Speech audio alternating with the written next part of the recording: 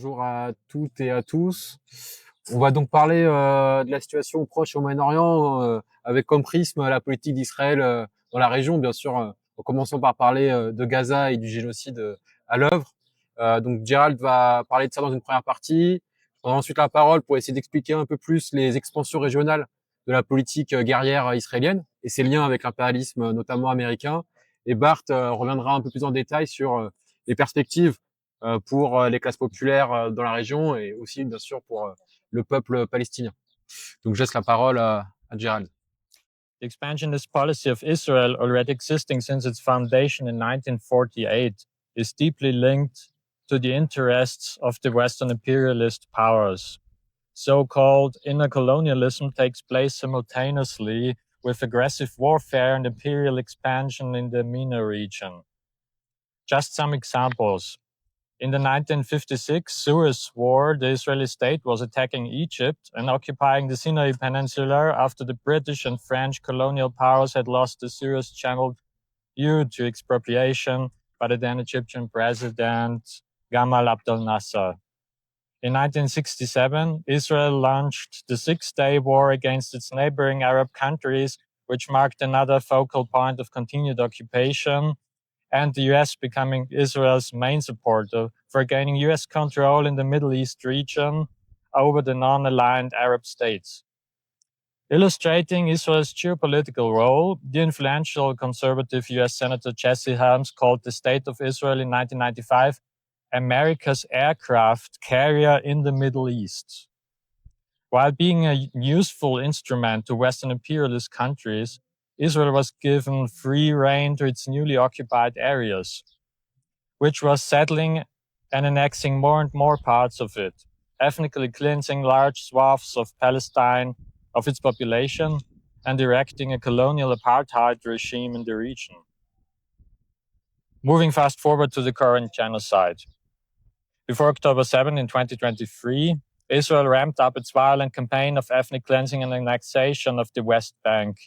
In 2019, the Alon Plan of 1967 was brought up again to fully annex large parts of the West Bank. Being postponed, it served as a threat of even worse to come, while Palestinians were under constant attack by Zionist settlers who launched pogroms supported by the Israeli army, which killed hundreds of Palestinians within months. In recent days, Israel has killed so far at least more than 60,000 registered people in the Gaza Strip. According to publications in The Lancet, the figures are in the 100,000s. A deliberately orchestrated famine that is getting worse each day ravages Gaza, while people looking for food are being murdered in death traps of the US-Israeli-run GHF. The people still alive are being concentrated in ever smaller zones of just a fraction in scope of the already small Gaza Strip, and Israeli ministers are openly announcing the successive annexation of Gaza and the West Bank. At the same time, the killing, settling, and slower annexation process in the West Bank after October 7 has already claimed a death toll in the thousands among Palestinians, far off media attention, and continues to grow faster and faster. Israel strives for establishing a maximalist vision of a so-called Greater Israel from the river to the sea. Though the number of Western states that are superficially criticizing the genocide with words, while not naming it as such, is rising after 22 months of mass murder, the deeds of these countries tell a different story. While symbolically airdropping fractions of the needed food aid on Gaza, they continue their arms shipments to Israel without restrictions. In order to enable Israel to continue its airdrops of countless bombs on the heads of the people of Gaza. There could be no bigger hypocrisy than that, for they never want to give up on their most important war machine in the region, the State of Israel. So I give over to now for the second part. Thank you. Pour ma part, je vais revenir sur les extensions guerrières en fait de la politique israélienne depuis le 7 octobre, parce que bon, il y a le génocide à Gaza bien sûr, la colonisation qui continue en Cisjordanie, mais il y a aussi eu, en fait, que ce soit au Liban, en Iran, en Syrie, une politique guerrière israélienne avec une forme de fuite en avant qu'on va essayer de décrire et d'analyser. Dans une région du Proche et du Moyen-Orient, je vais pas vous refaire tout le topo historique, mais dépecé par les puissances, les grandes puissances pendant leur course au pétrole et aux colonies au début du XXe siècle, qui comprend encore aujourd'hui d'immenses ressources en hydrocarbures, des marchés pour l'armement aussi extrêmement importants, et bien sûr aussi le lieu d'explosion sociale et politique répétées qui ont pu ébranler l'ordre social dans la région. Je vais aller très vite sur un peu le contexte avant le 7 octobre, mais quelques éléments à mon avis qu'il faut avoir en tête sur les années 2000 et 2010. On pourra revenir un peu plus en détail dans le débat si nécessaire. Décennie 2000, avant tout la décennie des invasions américaines et des bourbiers de l'Irak et de l'Afghanistan, avec des résultats relativement peu probants pour eux, où vraiment ils ont peu trouvé des régimes à mettre en place suffisamment solides et forts, inféodés à leurs intérêts. On a ensuite eu bien sûr la vague des printemps arabes, à la fois les explosions révolutionnaires qui ont eu lieu et leur répression contre-révolutionnaire qui a suivi. D'ailleurs, à ce titre-là, avec la complicité de l'intégralité des États sur place, au-delà de leur rivalité entre États, quand il s'agit en fait de réprimer les explosions révolutionnaires, ils se tiennent tous la main. Enfin, un dernier élément de contexte là-dessus, c'est la crise économique, notamment en termes d'inflation, qui a frappé durement en fait les classes populaires et continue à les frapper quand on voit les taux d'inflation, que ce soit en Turquie, au Liban ou même en Iran pendant longtemps. Conséquence de tout ça, on a vu certains régimes renforcés, d'autres affaiblis, voire fragmentés. Le cas de la Syrie après la guerre civile est peut-être le plus symbolique. L'Irak, le Liban post 2019-2020. Chaque puissance régionale essayant par ailleurs de tirer son épingle du jeu à travers le soutien, ou bien direct à des États, ou bien à travers des milices para-étatiques qui gèrent des bouts entiers de territoire. Tout ça a donné notamment lieu à un renforcement de ce qu'on appelle un peu génériquement l'axe de la résistance, donc lié à l'Iran. C'est le Hezbollah au Liban, le maintien du régime d'Assad pendant 14 ans, le poids des milices chiites en Irak, le renforcement du Hamas, les Houthis au Yémen. C'est pas pour dire que tous ces groupes sont complètement inféodés à l'Iran, ils ont aussi leurs intérêts propres. Souvent, on entend le terme de proxy dans les médias, mais il est pas très bon parce que on a l'impression que c'est juste l'Iran qui appuie sur un bouton et tous ces groupes-là qui agissent. Ils ont aussi leurs intérêts dans un prisme national. On a aussi vu un poids croissant, notamment à travers la Syrie, de la Russie à cette époque-là, avec des impérialismes occidentaux qui ont laissé la guerre civile se faire, faute de solution de rechange à Assad pendant un certain temps, et après avec l'ennemi principal qui était devenu Daesh. Ce début, ces années 2010-2020, c'est aussi une augmentation, surtout sur le plan économique, du poids de la Chine dans ce Moyen-Orient. Alors, avec l'Iran, c'est 90% du pétrole iranien qui est acheté par la Chine, mais c'est aussi des accords de coopération avec les pays du Golfe, des échanges commerciaux importants avec Israël, etc., etc. Ils ont vraiment pas leurs œufs ils ont dans le même panier. Cette Chine ne joue pas encore un rôle politique central. On pourra pareil y revenir, mais de fait, les économies locales sont moins dépendantes, exclusivement dépendantes des impérialismes occidentaux. Et tout ça dans un contexte plus général qu'on a décrit aussi ce matin, où les rivalités interimpérialistes s'exacerbent et où l'impérialisme américain veut conserver son rang dans la région et dans le monde entier. La politique des États-Unis jusqu'au début de la décennie 2020, disons, il y a eu l'alternance démocrates républicains qui ont donné des différences dans les discours et les manières de faire, mais quand même une continuité sur l'essentiel. Une présence militaire américaine qui reste extrêmement importante. C'est 40 000 soldats américains qui sont sur place, des bases militaires dans quasiment tous les pays du Moyen-Orient, à part le cas de l'Iran. Néanmoins, une volonté de se recentrer quand même plus sur la Chine et de limiter les interventions au sol sur place, en essayant de soutenir des régimes qui font leur sale boulot à leur place.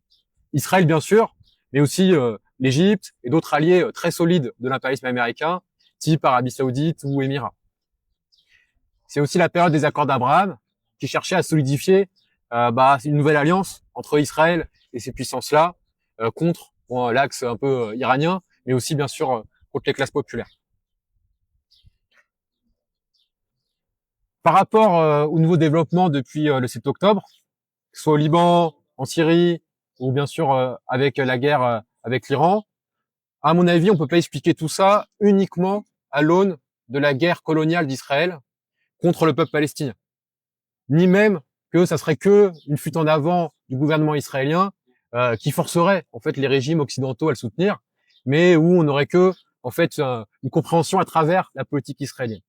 Je dis ça parce que on a beaucoup de discours, notamment dans une partie de la gauche, du mouvement de solidarité avec la Palestine, qui inversent en quelque sorte le rapport entre Israël et l'impérialisme. Selon ces discours, c'est Israël qui en permanence entraînerait, forcerait, voire dirigerait la politique de soutien des impérialistes dans la région. Ça va de pair souvent avec une mise en avant du lobby sioniste dans les pays occidentaux. Par exemple, dernier numéro du Monde diplomatique, août 2025, c'est un revue de gauche, voilà, un peu intellectuelle. Titre central de la double page, le poids du lobby sioniste, en fait, en France. Et tout l'article explique la politique de soutien avec plein de facteurs explicatifs, sauf une, qui est les intérêts des impérialistes dans la région. À mon avis, c'est exactement prendre le problème à l'envers, parce que la première question qu'il faut qu'on se pose, c'est quelles sont les conditions mêmes de possibilité de la politique d'Israël sur place. Et ça, il y a un truc qui ment pas, c'est quand même les armes. Et ce surarmement d'Israël et la domination militaire totale ou quasi d'Israël dans la région, elle est liée à l'armement par les États-Unis notamment. C'est le pays le plus fourni au monde en armement américain, 15e puissance militaire mondiale en 2025, et c'est un soutien en fait militaire qui est aussi une garantie politique. Si vous affrontez à l'État d'Israël, vous avez un risque certain de voir des bombardiers américains visiter votre pays. On peut juste se poser une question, c'est que si les États-Unis disparaissaient ou arrêtaient complètement leur soutien à Israël, quel serait le sort pour Israël dans ce Proche et Moyen-Orient? Bon, à mon avis, il faut être assez clair sur le fait que l'État d'Israël n'est rien sans ce soutien en fait des impérialistes. Par exemple, certains experts disent que si le pont militaire s'arrêtait entre les États-Unis et Israël, en fait, il suffit de quelques jours pour être à court de munitions sur certaines armes. Ça veut pas dire que Netanyahou il a pas son agenda propre, qu'il fait pas des choix et qui parfois pourrait même déranger certains États impérialistes sur la forme ou le timing de certaines décisions. Mais il peut pas se permettre de mener une politique qui s'opposerait réellement aux intérêts de Washington. Et ça, il le sait très bien.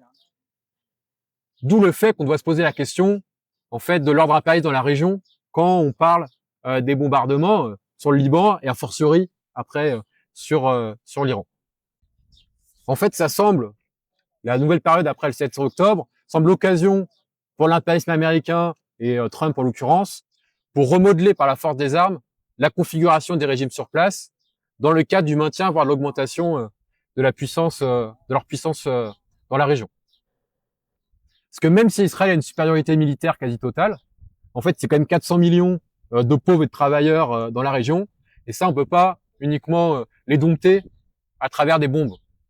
Il y a aussi le besoin, et peut-être surtout, de régimes en place qui se plient à cet ordre impérialiste et qui le maintiennent face à leur propre peuple. Donc c'est aussi cette politique de changement de régime ou par la force qui s'esquisse à travers les guerres israéliennes dans la région.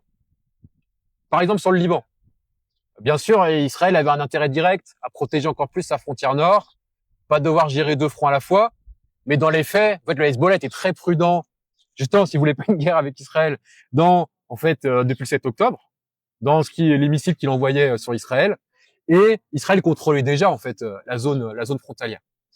Mais il s'est joué autre chose, en fait, dans cet affrontement avec le Hezbollah, la possibilité d'un affaiblissement militaire sensible du Hezbollah et derrière lui de l'Iran, et voire même la possibilité de changer le régime en place au Liban, en restreignant la place politique donnée au Hezbollah, et enfin d'avoir un gouvernement qui ressemble à quelque chose, stable, fort, inféodé aux États-Unis.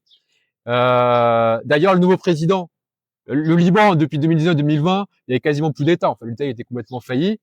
Le nouveau président, soutien américain, avec une condition. Par contre, là, maintenant, il va falloir désarmer le Hezbollah.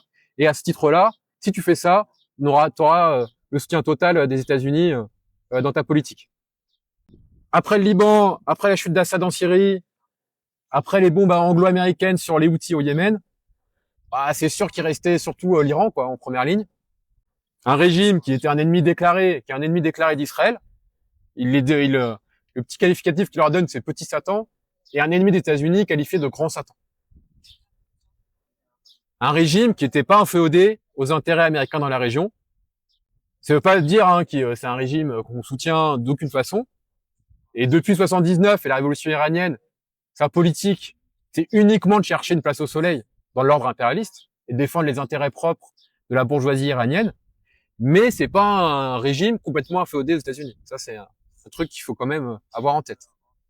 Il semble qu'il y ait une forme de rêve américain au Trump un peu qui s'esquisse. Ce serait d'avoir de nouveau en Iran un régime comme celui qui était avant la révolution iranienne de 79, celui du Shah, complètement arrimé à la défense des intérêts économiques et politiques de l'impérialisme américain.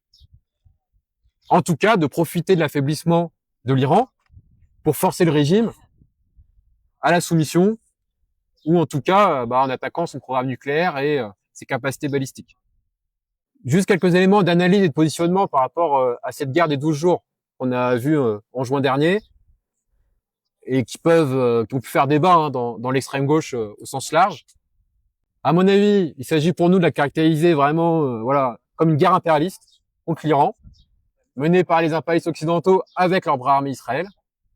Et à ce titre-là, aucune symétrie à faire entre les deux camps. Ni Netanyahou, ni le régime iranien, en fait, tenaient pas, à mon avis, comme position à partir du moment où on avait vraiment une guerre impérialiste menée contre l'Iran à ce moment-là. Deuxième point important, c'est la forme de complémentarité entre Israël et les États-Unis. Loin de l'opposition, en tout cas, à ce moment-là, c'était pas les États-Unis qui négociaient le programme nucléaire versus les Israéliens qui bombardent et qui utilisent la force des armes, parce que l'un est complémentaire de l'autre. Une fois que vous avez affaibli à ce point-là militairement l'Iran, la table des négociations elle ressemble plus à la même chose, y compris pour les États-Unis. Celui qui l'a mieux exprimé, c'est le chancelier allemand, Friedrich Merz, qui a dit, en fait, Israël, il fait le dirty work, le sale boulot pour nous, et après, nous, on mène notre politique.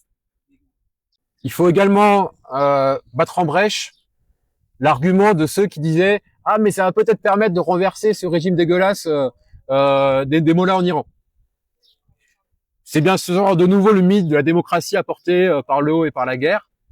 On a vu les effets en Afghanistan ou ailleurs. Et d'ailleurs, là, si on voit la situation en Iran aujourd'hui, la guerre, elle a donné un prétexte à une intensification de la répression contre les opposants au nom de l'unité nationale contre les Américains et Israël. Bien sûr, pour nous, ça veut quand même dire garder une indépendance totale de classe par rapport au régime iranien. Et là, j'ai dans le viseur tous ceux et celles qui sont rangés dans la dictature iranienne, voire le repeint en héros de l'anti-impérialisme, dans des postures campistes plus ou moins assumées, où il s'agirait de choisir un camp et de le soutenir totalement. Juste quelques mots de conclusion pour cette partie, vraiment des pistes plutôt pour la discussion qu'autre chose. Ce qu'on voit en fait au Moyen-Orient à travers la répétition de ces guerres-là, c'est pas directement des affrontements entre impérialismes, mais d'un côté l'appétit colonial d'Israël, associé à la volonté, surtout américaine, de garantir une soumission des États dans la région. Bien sûr, tout ça est dans le cadre des rivalités inter-impérialistes grandissantes, notamment avec la Chine, etc. Mais on n'a pas pour l'instant de guerre entre impérialismes au Moyen-Orient, même pas par procuration. D'ailleurs, pendant la guerre entre Israël et l'Iran, la Chine, ils sont quand même tenus très silencieux. Aujourd'hui, on va pas faire de pronostic sur l'avenir, mais on a une dictature religieuse iranienne affaiblie. Jusqu'à où elle va rentrer dans le rang face à l'impérialisme américain et son sous-traitant israélien? C'est une question ouverte. Des nouveaux conflits sont certainement à prévoir, même si à travers ces bombes en fait balancées sur quasiment l'intégralité de la région, bah peut-être que ça va quand même réussir à mettre au pas, au moins temporairement, certaines puissances régionales rivales. Et Israël s'instaure vraiment comme le gendarme numéro un dans la région. Dernier point, il nous faut pour nous pas oublier que ces offensives guerrières, c'est pas que de la géopolitique ou des rivalités entre États dans le coin, elles sont aussi adressées aux classes populaires de la région, qui, je le rappelais en introduction, hein, c'est quand même soulevé plusieurs fois dans le passé. Et les dirigeants du monde impérialiste ne perdent jamais de vue en fait le potentiel contestataire, voire révolutionnaire de ces classes populaires. Et cette politique de terreur à travers les bombes israéliennes est aussi un avertissement pour ces classes populaires. Mais Barthes va y revenir aussi sur les perspectives qu'on peut dresser modestement dans la région. Ouais. Bon, face à tout ça, tout ce qu'ont décrit les camarades, peut-être discuter quelques perspectives. Évidemment pour le peuple palestinien, qui requiert l'attention principale en ce moment, mais aussi un peu pour l'ensemble des peuples du Moyen-Orient, sans évoquer, parce que c'est entre autres aussi l'objet d'un autre atelier dans le camp, la construction nécessaire évidemment d'un mouvement de solidarité au niveau international dans l'ensemble de nos pays. Pour dire deux mots peut-être d'abord de la question la question d'un État pour le peuple palestinien, c'est une perspective, et celle des directions nationalistes du peuple palestinien. Le 30 mai dernier, il l'a redit de toute façon là, il y a pas longtemps, Macron il avait annoncé et déclaré que c'était un devoir moral de reconnaître un État pour le peuple palestinien. En réponse, le ministre de la Défense israélien, il avait déclaré que, en gros, pour Macron et ses potes, ils reconnaîtront un État palestinien sur le papier et nous construirons ici l'État juif sur le terrain. Le papier sera jeté dans les poubelles de l'histoire et l'État israélien prospérera et fleurira. C'est assez clair sur ce qu'ils ont en tête vis-à-vis de ces questions de reconnaissance d'un État palestinien. Il y a quand même 147 États au niveau mondial qui reconnaissent la Palestine, dont très prochainement la France. Le président l'a annoncé. Est-ce que ça change la situation du peuple palestinien? Absolument pas. Puis il faudrait quand même discuter de quel État aussi on parle. Il y a quelques semaines à Madrid, il y a un centre d'États européens et d'États arabes qui s'étaient réunis. Là, ils se réunissent à l'ONU en ce moment. Pour eux, cet État palestinien, il devrait normaliser ses relations avec Israël, procéder au désarmement du Hamas et apporter des garanties de sécurité pour Israël. En fait, tous ces États qui discutent d'un État palestinien, la seule chose qu'ils veulent, c'est s'assurer de décider à la fin qui pourrait diriger ce potentiel futur État palestinien. Avec évidemment la condition de reconnaître l'État d'Israël et sa légitimité. État qui est né, mais ça a été dit, de la partition de la Palestine, organisée évidemment par les impérialistes et les militants sionistes en 1947. Et les frontières de cet État qui seraient, en tout cas, celles des accords d'Oslo de 1993, qui font aujourd'hui quand même que l'État palestinien, c'est la minuscule bande de Gaza et une Cisjordanie qui est découpée en zones A, B et C, où en réalité, en fait, derrière, c'est l'État israélien qui, par le biais de toutes ces colonies qui sont de plus en plus nombreuses, exerce en réalité le pouvoir et l'autorité. Et la soi-disant autorité palestinienne, en fait, elle joue juste le rôle d'une espèce d'auxiliaire contre, en réalité aussi d'ailleurs, la résistance du peuple palestinien. Et puis pour cet État, je dirais, quelle direction pour tout ça? Le Hamas, le Fatah, l'OLP, le Fatah qui dirige l'autorité palestinienne, ils sont complètement, en tout cas même vis-à-vis du peuple palestinien, complètement disqualifiés depuis l'intifada de 1987, et ils n'ont absolument pas participé, et encore plus depuis les accords d'Oslo. Et ils dirigent en fait une espèce d'embryon de pseudo-appareil d'État.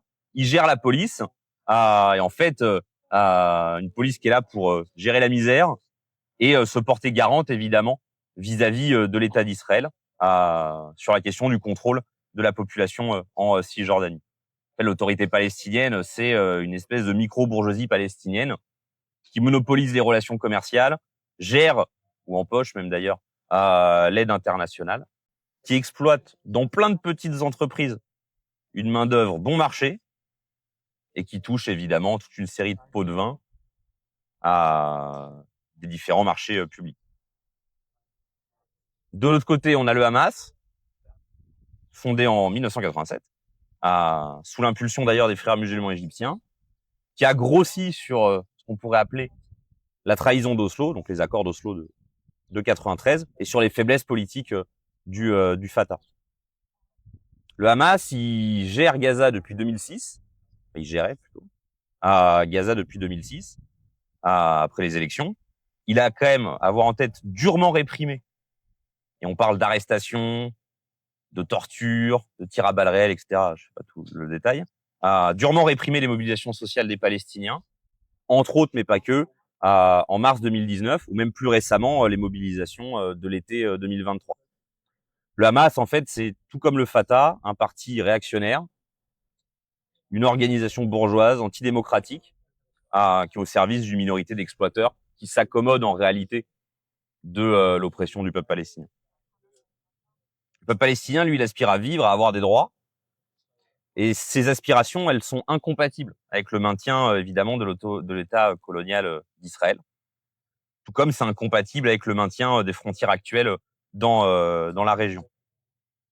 Et aucune solution ne pourrait venir d'une reconnaissance d'un État palestinien par les pays impérialistes, et encore moins sous la direction politique du Hamas ou du Fatah. Mais plutôt, en termes de solution, des armes de la classe ouvrière, parce qu'elle existe quand même aussi en Palestine. Comme en mai 2021, où il y a eu une grève pour la dignité, qui a montré une perspective bien différente de celle des directions nationalistes sur place.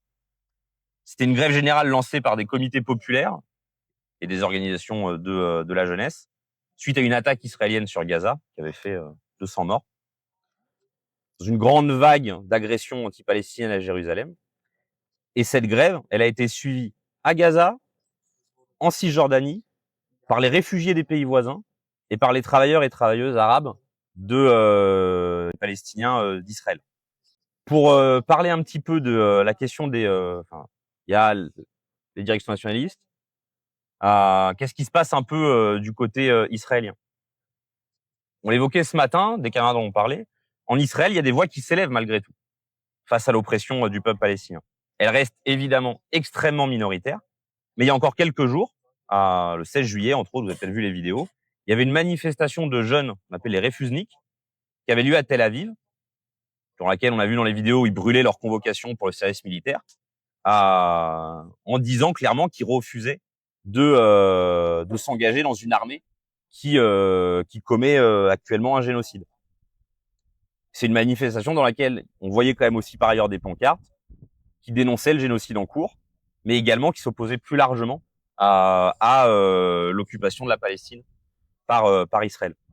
C'était une manifestation qui a été organisée par un collectif qui s'appelle Merzavot, qui est un réseau en gros de jeunes objecteurs de conscience qui refusent en gros de rejoindre l'armée, qui est un réseau plutôt lié entre autres à une organisation qui s'appelle la Ligue des jeunes communistes d'Israël et le Parti communiste israélien, qui font partie des rares organisations politiques, certes qui ont des origines plutôt staliniennes, mais à s'opposer en tout cas à la politique d'Israël vis-à-vis des Palestiniens. Alors ça, comme je disais, c'est minoritaire, ça représente pas non plus des millions de gens.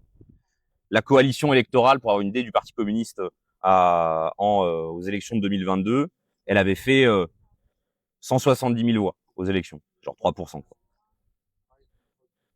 Et sur cette question du parti de cette organisation-là, on avait publié sur le site de Révolutionnaire une interview d'un jeune révolutionnaire israélien où il disait que dans ce parti, on trouve à la fois des juifs et des arabes.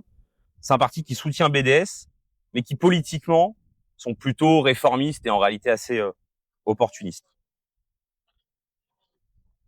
Pour continuer de se focaliser un peu sur la question de l'armée, en juin dernier, il y a un média français qui indiquait que il y a de plus en plus de réservistes de l'armée israélienne qui répondaient pas à l'appel au combat à Gaza.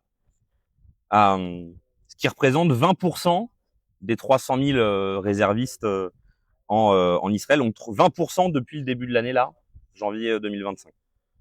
Et on peut aussi penser également à des soldats qui ont témoigné dans un journal israélien à des ordres inhumains qui leur étaient donnés, et aussi pour sortir un peu la question de l'armée. Il y a quand même évidemment, au-delà de la manifestation que j'ai évoquée en juillet, quelques rassemblements de la gauche israélienne. Et en plus des photos des otages, on voit de plus en plus de portraits de femmes ou d'enfants palestiniens qui sont tués en ce moment sous les bombardements. Donc on peut évidemment espérer aussi que de plus en plus d'Israéliens ouvriront les yeux sur ce que leurs dirigeants font subir à la population palestinienne. Il faut évidemment que cessent les bombardements, le massacre, et faire parvenir aux Gazaouis l'eau, la nourriture, les médicaments qui leur sont privés depuis des mois. Dans tout ça, la question des classes sociales, puisqu'elles existent quand même un peu en Israël et dans la région. Alors évidemment, c'est pas hyper évident de le poser quand on a en tête tous les bombardements, etc., qui enterrent un peu toutes les nuances et discussions autour de ça.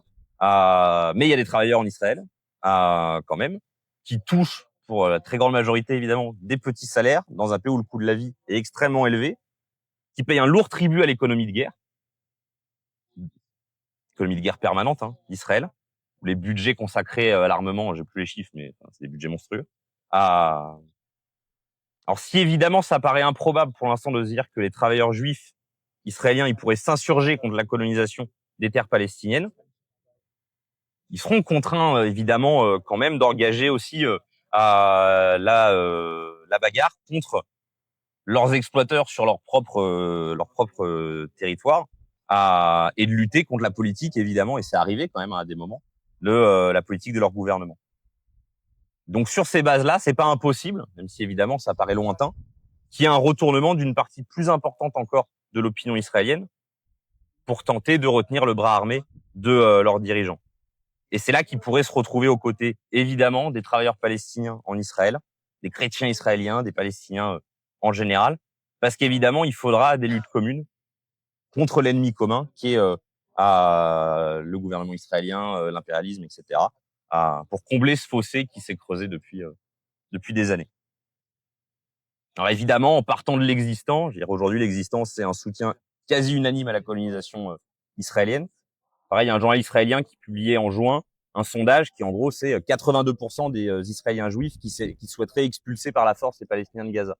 Évidemment, la question de la fraternisation, elle paraît évidemment lointaine, et on peut pas, même si évidemment il faut le discuter et en parler, ça peut pas être la seule perspective évidemment qu'on donne aux Palestiniens à dire une alliance avec pour l'instant des travailleurs qui veulent plutôt les dégager. Mais c'est plutôt, et ça va être la dernière partie, du côté évidemment du reste du Moyen-Orient, on peut trouver des perspectives, puisque le destin évidemment des Palestiniens, ça a été dit, mais il est plus qu'intriqué aux luttes de tous les autres peuples de la région. Ça a été dit, mais la politique guerrière d'Israël, et donc celle évidemment derrière des États-Unis, elle touche évidemment l'ensemble de la région. On a parlé du Liban, de l'Iran, de la Syrie, etc. Et la lutte des Palestiniens contre l'oppression nationale, c'est un facteur politique des plus importants contre l'ordre social impérialiste sur place et son bras armé Israël. Et la capacité d'entraînement que ça a pu avoir des différents peuples, évidemment dans la région, mais ailleurs, elle a été plusieurs fois montrée. Les Palestiniens, ils sont évidemment présents en Palestine, mais présents dans un très grand nombre des pays arabes de la région. Et pas seulement dans des camps de réfugiés. Mais il y a des dizaines de milliers, des centaines de milliers de Palestiniens qui grossissent évidemment les rangs de la classe ouvrière en Turquie, dans les pays du Golfe, en Algérie, au Liban, etc. Je fais pas toute la liste. Et le peuple palestinien, il a souvent été aussi évidemment à l'avant-garde de toute une série de contestations. Il y a longtemps, dans les années 70, la lutte du peuple palestinien avait suscité énormément d'espoir et de soutien parmi les peuples des pays arabes. Dans les années 70 au Liban, Palestiniens et Libanais, ils avaient participé de front à des grèves, des manifestations sur la question évidemment de conditions de travail, de conditions de vie, contre la misère de la guerre, qui était allé jusqu'à une grève générale dans tout le sud du Liban, qui avait été ensuite par ailleurs particulièrement réprimée et par l'armée israélienne et les milices chrétiennes au Liban. Lors de la première intifada en 1987, au-delà de ce qu'on retient évidemment, savoir la guerre des pierres, c'est aussi de nombreuses grèves qu'ont traversé d'ailleurs la frontière de la Palestine pour toucher aussi les Palestiniens en Israël. Et d'ailleurs, cet aspect, les Palestiniens à l'avant-garde des fois de mobilisation, ça peut faire penser en miroir aussi aux Kurdes, qui est un autre peuple opprimé au Moyen-Orient, mais qui a joué aussi à plusieurs moments un rôle d'impulsion. En 2015, il y a une grande grève qui éclate en Turquie dans l'automobile, qui atteint 15 000 grévistes. Elle était partie du Kurdistan turc. Et plus récemment, en Iran, c'est la mobilisation, le mouvement Femmes, Vie, Liberté, il était parti du Kurdistan iranien, puisque la jeune femme qui avait été tuée par la police iranienne, elle venait de là-bas et ça avait déclenché, était d'un très grand mouvement de contestation en Iran et au niveau international autour de ça. J'ai parlé des peuples. Très rapidement, les dirigeants des pays arabes, quand même, ils ont, à l'inverse, on va dire, de leur population, parce que des fois, on a l'impression que ça peut être aussi une perspective, quoi, le soutien des pays arabes et de leurs dirigeants.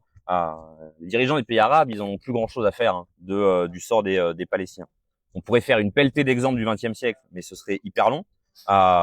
Mais même pour regarder au plus récent, on se souvient peut-être tous et toutes des images en Égypte en juin dernier de la répression massive qu'il y avait eu de la part de l'État égyptien contre les convois, enfin le convoi des activistes nord-africains de Tunisie, d'Algérie, du Maroc, ou des militants de la Marche mondiale vers Gaza, qui avaient, enfin je veux dire, avec fermeture de la frontière entre la Libye et l'Égypte, arrestation à l'aéroport, rafle de militants dans les hôtels, etc., expulsion, mobilisation de tous les médias égyptiens pour dénoncer ces militants-là. On se souvient évidemment de ça.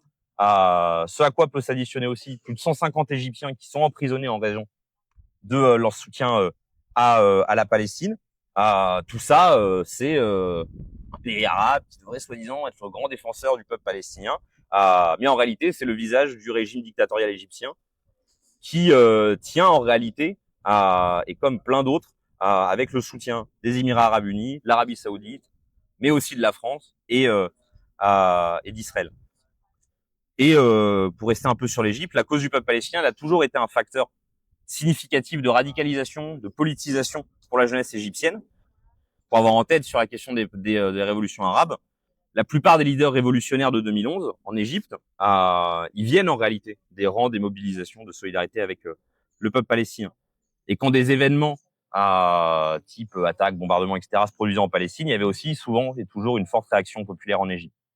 Si on voit pas ça aujourd'hui, c'est pas parce que les Égyptiens, ils ont plus rien à faire des Palestiniens, mais c'est parce que par contre, leur État, leurs dirigeants, en réalité, répriment particulièrement ces mobilisations et veut en réalité pleinement s'insérer, se maintenir et maintenir son ordre social, évidemment en Égypte, mais s'accommoder en fait avec l'ordre social dans la région. Oui, j'ai parlé de l'Égypte, la Libye aussi, ils avaient bloqué la caravane que j'ai évoquée juste avant. Les gouvernements d'Égypte, de la Jordanie, des Émirats arabes unis, etc., même du Maroc ou du Soudan, il faut quand même avoir en tête qu'ils avaient normalisé leurs relations avec Israël en signant il y a quelques temps les accords d'Abraham et en fait en abandonnant évidemment en reconnaissant Israël, etc., et abandonnant la population. Mais la question palestinienne, ça reste évidemment dans ces pays-là, pour ces dirigeants-là, un problème politique important parce que ça masque clairement l'écart qu'il y a entre la solidarité des peuples et leurs dirigeants. Dans une région qui est quand même, je veux dire, particulièrement explosive, on va pas tout redétailler, mais il y a 15 ans évidemment, les révolutions arabes 2010-2012, qui avaient renversé nombre de dirigeants, qui avaient d'ailleurs aussi touché les territoires palestiniens, ou plus récemment, il y a 15 ans en tout cas, les soulèvements au Liban, en Algérie, en Turquie, ou même cette année encore, les grandes mobilisations en Turquie contre le pouvoir d'Erdogan, ou même la fin mai. Il faudrait regarder aussi plus récemment, apparemment il y a des mobilisations un peu en Iran, mais j'ai pas eu le temps de voir, mais même fin mai, des grèves très importantes en Iran, qui donnent à voir aussi d'autres perspectives qu'ont les peuples dans la région et les possibilités de soulèvement, de riposte et de réaction. Parce que les mêmes conditions d'exploitation et d'oppression, elles suscitent la colère des classes populaires partout dans le monde. Et donc en particulier dans cette poudrière qui est le Moyen-Orient, ou même on pourrait parler bien sûr de l'Afrique du Nord, avec une population qui est particulièrement attentive à la situation du peuple palestinien. Les classes populaires du monde entier, elles ont pour ennemi commun les classes possédantes du monde entier, qui elles, et on en discutait encore ce matin, qui sont prêtes à mettre le monde à feu et à sang pour défendre un système capitaliste, un ordre impérialiste et garantir leurs privilèges. Un peu comme en Tunisie ou en Égypte, les régimes, ils craignent des nouveaux Irak ou des nouvelles révolutions arabes, qui pourraient cette fois aller un peu plus loin, aller jusqu'au bout, les faire tomber, et même faire tomber beaucoup plus que leur propre, que simplement leur gouvernement. Et la place d'Israël, qui est complètement liée au maintien de l'ordre impérialiste sur place, tout soulèvement social dans la région, c'est-à-dire pas évidemment que en Palestine, mais dans tout un tas d'autres pays, pourrait évidemment rebattre les cartes du Moyen-Orient et affaiblir évidemment à Israël ou la domination impérialiste sur la région.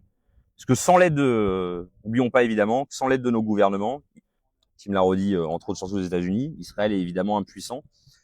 Et donc, sans le développer, mais le mouvement internationaliste de soutien aussi à la Palestine qui s'est construit et qui continue évidemment d'exister, il faut évidemment le renforcer dans l'ensemble des pays où on intervient, dénoncer bien sûr notre propre impérialisme et toutes les impasses institutionnelles qui pourraient détourner nos luttes et se donner les moyens évidemment, mais ça c'est comme on se lie les travailleurs et les peuples dans la région, mais évidemment finir un jour avec toute la barbarie permanente qu'engendre le capitalisme dans le monde.